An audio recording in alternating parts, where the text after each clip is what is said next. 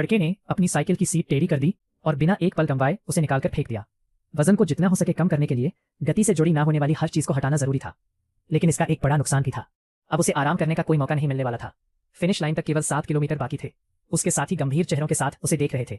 वे जानते थे कि यह लड़का अब एक बार फिर अपनी पूरी ताकत झोंकने वाला है। अपने प्रतिद्वंदियों द्वारा बनाए गए 200 मीटर के अंतर को कम करने के लिए नारुको ने अपनी सीमा तक थक चुकी टांगों को और तेजी से चलाना शुरू कर दिया। लगातार मेहनत के बाद वह धीरे धीरे दूरी कम करने लगा। 200 मीटर का अंतर घटकर केवल 60 मीटर रह गया। नारुको की आंखों में जीत का जुनून साफ दिखाई दे रहा था। बस थोड़ा और जीत उसकी पहुंच में होती।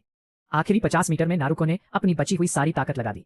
जीत बिल्कुल सामने थी, लेकिन अचानक उसका शरीर पूरी तरह रुक गया। अत्यधिक दबाव के कारण वह तुरंत बेहोश हो गया।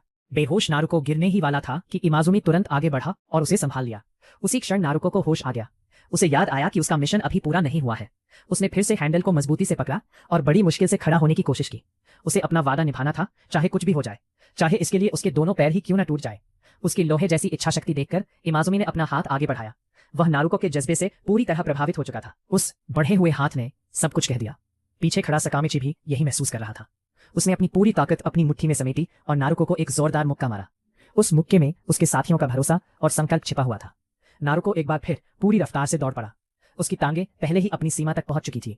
सांस लेना भी मुश्किल होता जा रहा था, लेकिन जब तक उसमें होश का एक अंश भी बाकी था, वह रुकने वाला नहीं था, चाहे इसके लिए उसे अपनी सारी ताकत ही क्यों न झोंकनी पड़े। इस जानलेवा पीछा करने के बाद नारुको आखिरकार मिदोसुजी के पीछे वाले पहिए तक पहुंच गया। उसकी दृढ़ और अटल नजर किसी को भी स्तब्ध कर सकती थी। मिदोसुजी को अपनी आंखों पर विश्वास नहीं हुआ। यह आदमी अब भी उसका पीछा करने की ताकत रखता था। नारुको बार बार अपने साथियों से पूछ रहा था कि क्या उन्होंने दुश्मन को पकड़ लिया है। उसकी पूरी ताकत से लगाई गई स्प्रिंट ने उसकी दृष्टि लगभग छीन ली थी, लेकिन उसे महसूस हो रहा था कि मिदोसुजी उसके बिल्कुल पास है।